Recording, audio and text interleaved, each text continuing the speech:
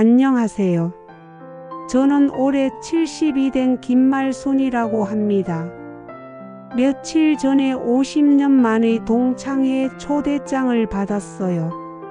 딱 그 봉투를 보는 순간 심장이 쿵 내려앉더라고요. 왜냐하면 제 첫사랑을 드디어 다시 볼 수 있겠다 싶었거든요. 그런데 문제가 하나 있어요. 이름이 생각이 안 나는 겁니다. 어떻게 사람 이름을 까먹을 수가 있냐고요. 저도 그게 참 신기해요. 분명히 그때는 그 이름을 하루에도 몇 번씩 속으로 불렀는데 말이에요. 지금은 아무리 머리를 쥐어짜도 나오지가 않네요. 기억나는 건 딱 두 가지예요. 하나는 보조개가 있었다는 것.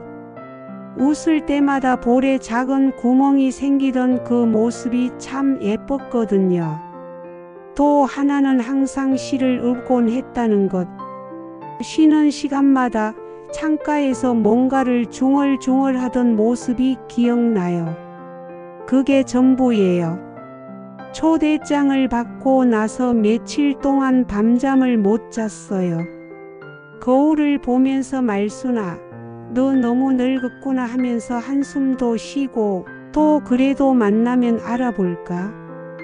하면서 설레기도 하고 참 복잡한 심정이었어요. 그래서 동창 친구들한테 전화를 돌렸죠. 순이야, 너 혹시 우리 반에 보조개 있던 남학생 기억나? 하고 물었더니 아 말순아, 너 아직도 그 생각하고 있었구나 하면서 깔깔대더라고요. 그런데 보조개 있던 애가 한둘이 아니었잖아. 누구 말하는 거야? 맞아요. 생각해보니 보조개 있던 애들이 여럿 있었어요. 체육부장 김철수도 보조개가 있었고 반장 박영수도 있었고 아 이거 큰일 났구나 싶었죠. 그래도 포기할 순 없었어요. 집 안 뒤져서 졸업 앨범을 찾아냈어요. 먼지가 수북이 쌓인 그 앨범을 펴고 한 명 한 명 보기 시작했죠. 그런데 이상한 게 사진만 봐서는 누구 얼굴에 보조개가 있었는지 알 수가 없더라고요. 다들 딱딱하게 찍은 사진이라서요. 동창회 당일이 다가왔어요. 아침부터 옷장을 다 뒤져서 제일 예쁜 옷을 골라 입었어요. 머리도 파마를 새로 했죠. 거울 앞에서 한참을 서서 괜찮다, 말순아. 자신감을 가져 하고 중얼거렸어요. 동창회장에 도착하니까 벌써 많은 사람들이 와 있더라고요. 50년이 지나니까 다들 많이 늙었어요. 어떤 분은 알아볼 수가 없을 정도였죠. 저도 마찬가지겠지만요. 일단 졸업 앨범을 가지고 가서 사람들한테 보여주기 시작했어요. 이 사람 기억나세요? 보조개 있던 분인데.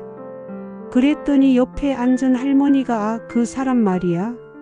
그분은 진작에 이사 갔어. 연락도 끊어진 지 오래야. 하더라고요.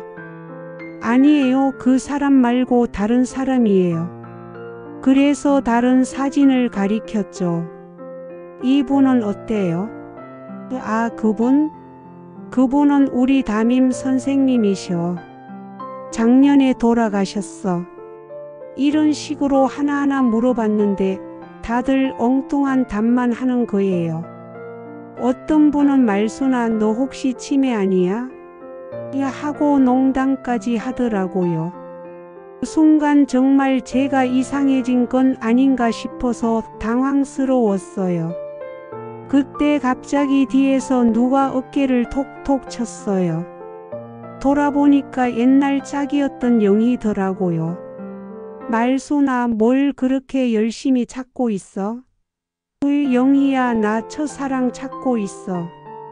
근데 이름이 기억이 안 나. 첫사랑? 영희가 눈을 동그랗게 뜨더니 누구? 혹시 우리 반에 있던 애야?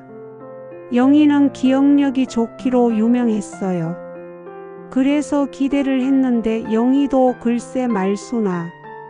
너 그때 누구를 좋아했는지 나도 몰랐는걸. 너 비밀이 너무 많았잖아. 하더라고요. 실망하고 있는데 사회를 보던 분이 마이크를 잡고 말했어요. 자, 이제 추억의 시간을 가져볼까요? 옛날에 우리가 좋아하던 노래도 부르고 시도 낭송해 보고요. 그 순간 가슴이 두근거렸어요. 시 낭송이라니. 혹시 그분이 나와서 시를 읊으실까? 눈을 크게 뜨고 무대를 바라봤죠. 첫 번째로 나온 분은 반장이었던 박영수 씨였어요. 보조개도 있고 시도 좋아했던 것 같은데 혹시 이분인가? 하고 생각하고 있는데 그분이 님의 침묵을 낭송하기 시작했어요. 목소리도 좋고 감정도 풍부하게 읽어주시는데 뭔가 다른 거예요. 아니야, 이분이 아니야 하는 느낌이 확 들었어요. 두 번째로 나온 분은 문학부였던 최 선생이었어요. 이분도 보조개가 있었던 것 같은데 이분은 김소월의 진달래꽃을 읽어주셨어요. 역시 좋긴 한데 뭔가 아니었어요. 이런 식으로 몇 분이 더 나와서 시를 낭송했는데 다 아니었어요. 점점 실망스러워지기 시작했죠. 혹시 그분이 안 오신 건 아닐까? 아니면 제가 착각한 건 아닐까? 그런데 갑자기 뒤에서 누군가가 제 어깨를 또 툭 치는 거예요. 돌아보니까 모르는 할아버지셨어요. 실례지만 혹시 김말순 씨 맞으신가요? 네, 맞는데요. 저는 이동주라고 합니다. 아마 기억 안 나실 텐데 저희 반 맨 뒤에 앉던 애였어요. 이동주. 그 이름도 낯설었어요. 죄송한데 잘 기억이 안 나네요. 그랬더니 그분이 웃으시면서 당연히 모르실 거예요. 저는 너무 조용해서 존재감이 없었거든요. 그런데 말순 씨는 기억이 나요. 참 예쁘셨거든요. 순간 얼굴이 빨갛게 달아올랐어요. 70이 넘어서도 이런 말을 들으니까 민망하더라고요. 무슨 말씀을요? 저는 그냥 평범했는걸요. 아니에요. 정말 예뻤어요. 그래서 제가 몰래 시를 썼었거든요. 말순 씨를 보면서요. 시를요? 갑자기 심장이 빨라지기 시작했어요. 네, 서툰 시였지만요. 그때는 용기가 없어서 전해드리지 못했어요. 이분일까? 이분이 제 첫사랑일까? 그런데 보조개는 보이지 않았어요. 아, 나이가 들어서 주름에 가려진 건가? 그때 무대에서 사회자가 말했어요. 마지막으로 한 분이 더 나와 주시겠어요? 이동주님, 나와서 시 하나 읽어 주시겠어요? 이동주 씨가 저를 보더니 제가 무대에 나가서 시를 읽어도 될까요? 그때 말순 씨를 보며 쓴 시 말고 제가 제일 좋아하는 시를요. 물론이죠. 들어보고 싶어요. 이동주 씨가 무대에 올라가셨어요. 마이크를 잡고 잠시 숨을 고르시더니 말씀하셨어요. 윤동주의 별 해는 밤을 낭송하겠습니다. 그 순간 온몸에 전기가 흐르는 것 같았어요. 별 해는 밤? 그 시? 계절이 지나가는 하늘에는 가을로 가득 차 있습니다. 나는 아무 걱정도 없이 가을 속의 별들을 다 헬 듯합니다. 이동주 씨의 목소리가 회장 안에 울려 퍼지기 시작했어요. 그런데 이상한 거예요. 그 그 목소리가 어디선가 들어본 것 같은 거예요. 50년 전 창가에서 들었던 그 목소리와 너무나 비슷했어요. 그리고 나한테 주어진 길을 걸어가야겠습니다. 오늘 밤에도 별이 바람에 스치운다. 시가 끝나자 회장 안이 조용해졌어요. 모두들 감동받은 것 같았어요. 저도 눈물이 핑 돌았죠. 그런데 그 눈물이 왜 나는지 스스로도 모르겠더라고요. 이동주 씨가 무대에서 내려와서 제게 왔어요. 어떠셨어요? 정말 좋았어요. 그런데 혹시 학교 다닐 때도 이 시를 자주 읽으셨나요? 네, 매일같이 읽었어요. 창가에 서서 혼자 중얼거렸죠. 그때는 제가 부끄러워서 아무도 못 봤다고 생각했는데 혹시 들으셨나요? 순간 모든 게 명확해졌어요. 50년 전 창가에서 중얼거리던 그 목소리, 그 시. 제가 찾던 건 사람이 아니라 바로 그 시였던 거예요. 이동주 씨 혹시 그때 보조개가 있으셨나요? 제가 물었더니 이동주 씨가 웃으시면서 아니요, 저는 보조개가 없었어요. 그런데 왜 그러시죠? 그 순간 깨달았어요. 제가 50년 동안 찾던 첫사랑은 사람이 아니었던 거예요. 보조개 있던 누군가가 아니라 창가에서 들리던 그 시, 윤동주의 별 해는 밤이었던 거죠. 그때 제가 사랑했던 건 특정한 사람이 아니라 시를 읽는 그 순간의 아름다움이었어요. 별을 해는 마음, 가을 하늘의 정취, 그리고 청춘의 설렘이 모두 하나로 합쳐진 그 감정이었던 거죠. 이동주 씨에게 말했어요. 사실 저는 50년 동안 첫사랑을 찾고 있었어요. 그런데 지금 깨달았어요. 제 첫사랑은 사람이 아니라 바로 그 시였던 것 같아요. 이동주 씨가 고개를 끄덕이셨어요. 저도 그 시 때문에 문학을 좋아하게 됐어요. 그리고 지금도 가끔 밤하늘을 보면 그 시가 생각나요. 그럼 이동주 씨도 그 시를 사랑하시는 거네요? 네, 평생 사랑할 것 같아요. 그 순간 묘한 동질감이 느껴졌어요. 같은 시를 사랑하는 사람끼리의 특별한 유대감이랄까요. 동창회가 끝나고 집으로 돌아오는 길에 별을 올려다봤어요. 오랜만에 보는 밤하늘이었어요. 도시의 불빛 때문에 별은 많이 보이지 않았지만 그래도 몇 개는 반짝이고 있었어요. 계절이 지나가는 하늘에는 저절로 시 구절이 나왔어요. 50년 전 그 설렘이 다시 살아나는 것 같았어요. 그날 밤 침대에 누워서 생각해 봤어요. 사람들은 첫사랑하면 보통 특정한 사람을 떠올리잖아요. 그런데 저희 첫사랑은 달랐어요. 한편의 시, 그리고 그 시가 주던 감동이었던 거죠. 생각해보니 그게 더 아름다운 것 같기도 해요. 사람은 변하고 늙고 때로는 실망시키기도 하지만 시는 언제나 그대로 있거든요. 50년이 지나도 100년이 지나도 그 아름다움은 변하지 않아요. 며칠 후에 이동주 씨에게서 전화가 왔어요. 말순 씨 혹시 시간 되시면 도서관에 같이 가실래요? 윤동주 시집을 함께 읽어보면 어떨까 해서요. 기쁜 마음으로 좋아요라고 대답했어요. 70살에 새로운 인연이 시작되는 건 아닐까 싶었어요. 시를 매개로 한 인연이요. 도서관에서 만난 이동주 씨는 윤동주 시집을 들고 계셨어요.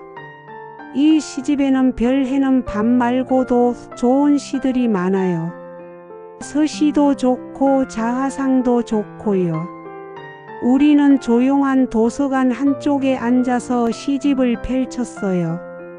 한 편 한 편 읽어가면서 감상을 나누기 시작했어요. 이 구절이 참 좋네요. 여기는 어떻게 해석하세요? 또 이런 식으로요. 나이가 들어서 하는 대화라고는 보통 건강 이야기, 자식 이야기, 옛날 이야기인데 시에 대한 이야기를 나누니까 마음이 젊어지는 것 같았어요. 말순 씨는 언제부터 시를 좋아하셨어요? 이동주 씨가 물었어요. 정확히는 모르겠어요. 아마 학교 다닐 때 누군가 시 읽는 소리를 들으면서부터인 것 같아요. 그때는 몰랐는데 지금 생각해보니 그게 시작이었던 것 같아요. 그럼 저 때문이었네요. 이동주 씨가 웃으시면서 말씀하셨어요. 그런 셈이죠. 고마워요. 그날부터 우리는 일주일에 한 번씩 만나서 시를 함께 읽기 시작했어요. 윤동주만이 아니라 김소월, 한용운, 서정주까지.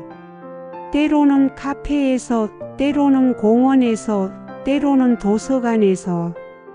어느 날 이동주 씨가 말씀하셨어요. 말순 씨, 저는 50년 전부터 말순 씨를 좋아했어요. 그런데 용기가 없어서 말하지 못했죠. 지금이라도 늦지 않았을까요? 순간 가슴이 두근거렸어요.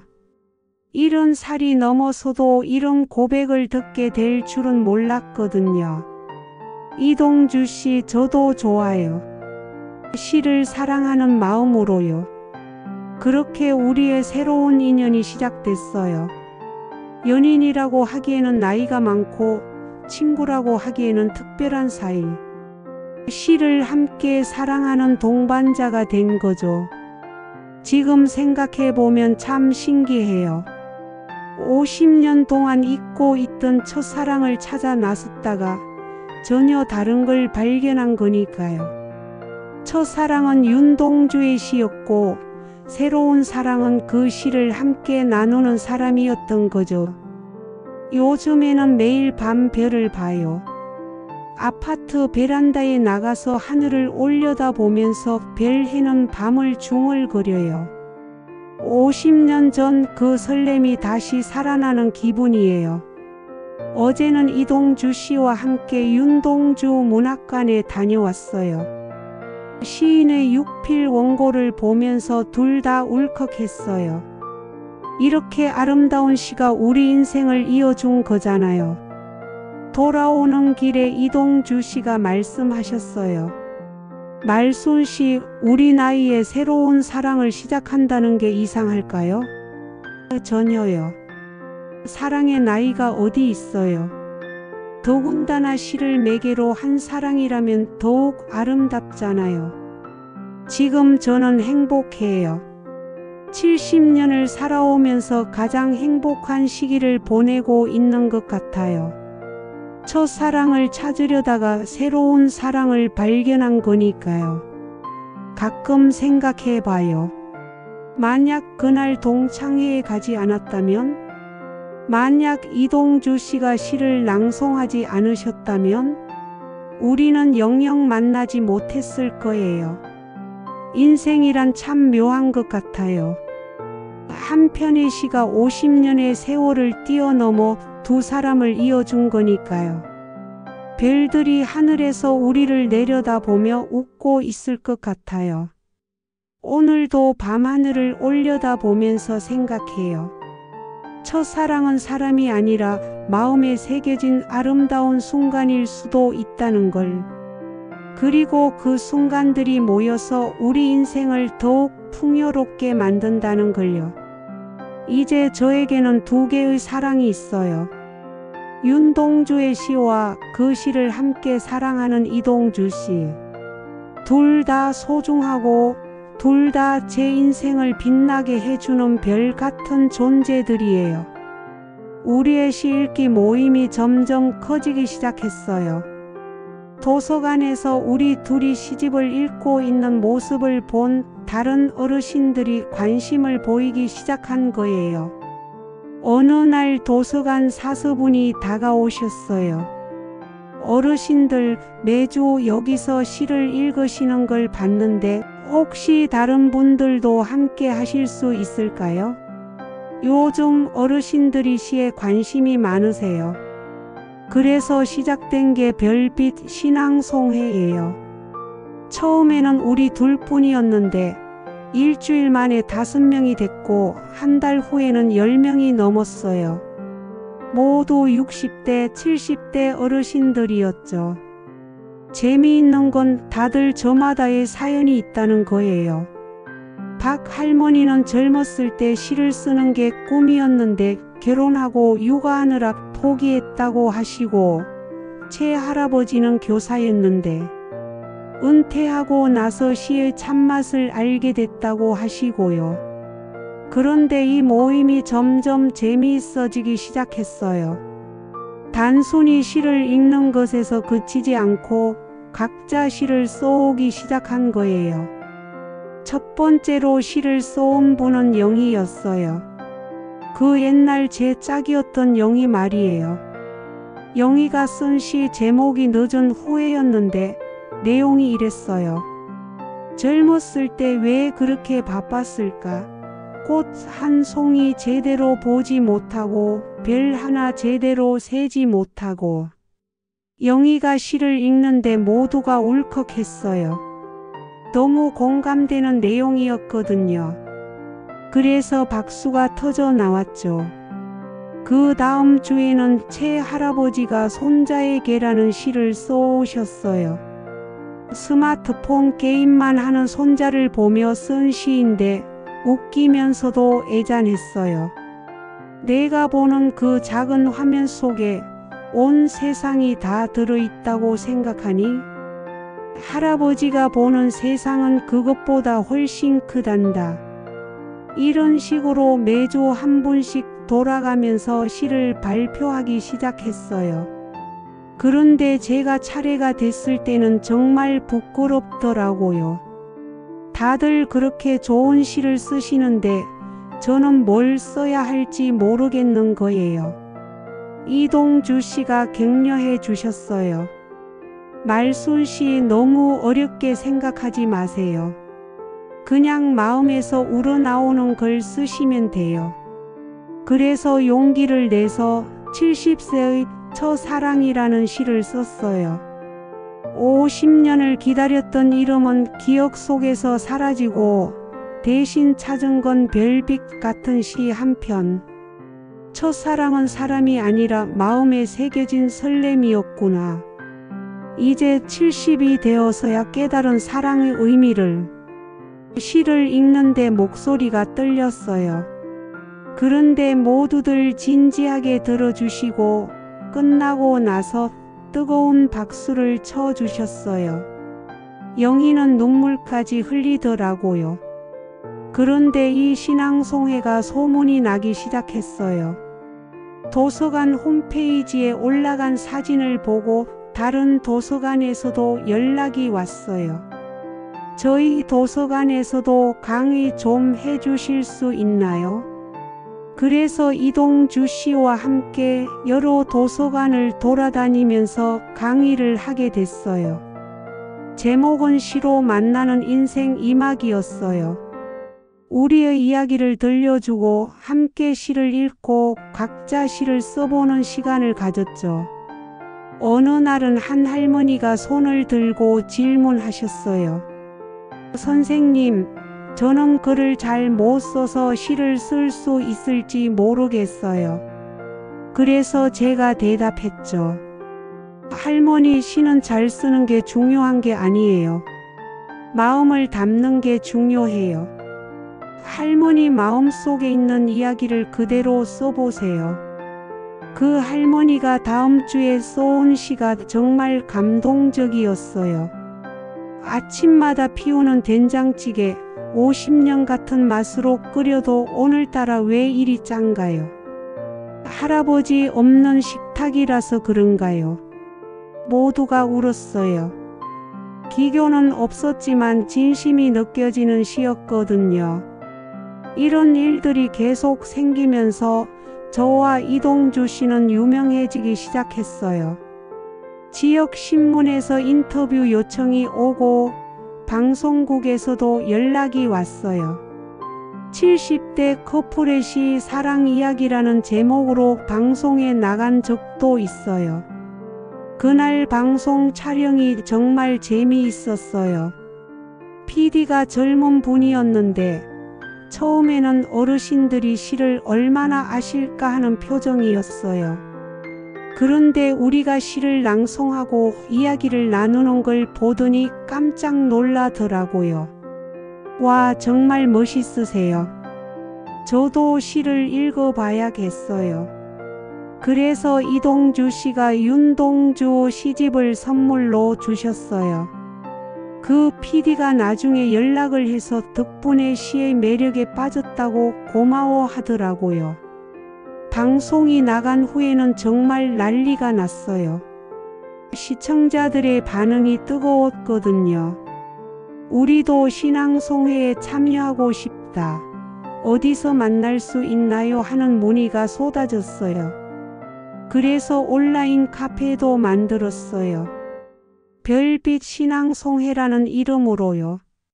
이동주 씨가 컴퓨터를 잘 다루셔서 직접 만들어 주셨어요. 처음에는 회원이 20명 정도였는데 한 달 만에 100명이 넘었어요. 온라인에서도 매주 시를 올리고 댓글로 감상을 나누기 시작했어요. 젊은 분들도 많이 참여하셨어요. 어떤 대학생은 할머니, 할아버지들의 시를 읽으면서 인생에 대해 많이 생각하게 됐다고 하더라고요. 가장 기억에 남는 건 서울에서 온 편지였어요. 한 중학생이 쓴 편지였는데, 할머니, 저는 요즘 공부 때문에 스트레스가 많았는데 할머니가 쓴 시를 읽고 마음이 편해졌어요. 저도 시를 써보고 싶어요 라는 내용이었어요. 그래서 그 학생을 초대해서 우리 신앙송회에 참여시켰어요. 처음에는 어색해하더니 나중에는 정말 좋은 시를 써왔어요. 할머니의 주름이라는 제목이었는데 할머니 얼굴에 주름 하나하나에 사랑이 담겨 있다는 내용이었어요. 그날 그 학생 어머니도 함께 오셨는데 아이가 요즘 시를 쓴다고 하더니 이런 곳에 다니고 있었군요. 정말 고맙습니다 라고 인사하시더라고요. 이렇게 세대를 넘나드는 만남들이 계속 생기면서 우리 신앙송회는 점점 특별해졌어요. 60대부터 10대까지 다양한 연령대의 사람들이 함께 시를 읽고 쓰는 공간이 된 거죠. 어느 날은 80대 할아버지가 휠체어를 타고 오셨어요. 손자분이 모시고 온 건데 할아버지가 시를 너무 좋아하셔서 꼭 한번 참여해보고 싶다고 하셨어요 라고 하더라고요. 그 할아버지가 쓴 시가 정말 인상적이었어요. 마지막 소원이라는 제목이었는데 내가 떠나기 전에 한 편의 시를 남기고 싶다. 손자들이 훗날 읽어주길 할아버지도 이런 마음이 있었다고 모두가 눈물을 흘렸어요. 그리고 그 할아버지는 그 후로도 매주 빠지지 않고 참여하셨어요. 이런 일들을 겪으면서 저는 깨달았어요. 시의 힘이 얼마나 큰지를요. 나이, 성별, 직업을 뛰어넘어서 사람들의 마음을 연결해주는 힘 말이에요. 최근에는 시집을 내자는 제안도 받았어요. 우리 신앙송회 회원들이 쓴 시를 모아서 책으로 만들자는 거예요. 제목은 별빛처럼 빛나는 우리들의 이야기로 정했어요. 이동주 씨와 함께 편집 작업을 하고 있는데 정말 보람찬 일이에요. 각자의 인생 이야기가 담긴 시들을 모으다 보니 한 편의 대서사시 같다는 생각이 들어요. 요즘 저희는 신앙송회 외에도 여러 가지 활동을 하고 있어요. 양로원을 방문해서 어르신들과 함께 시를 읽기도 하고 학교에 가서 아이들에게 시의 아름다움을 전해주기도 해요. 어제는 한 초등학교에 갔는데 아이들이 너무 귀엽더라고요. 할머니, 시가 뭐예요? 할머니, 저도 시인이 될 수 있어요?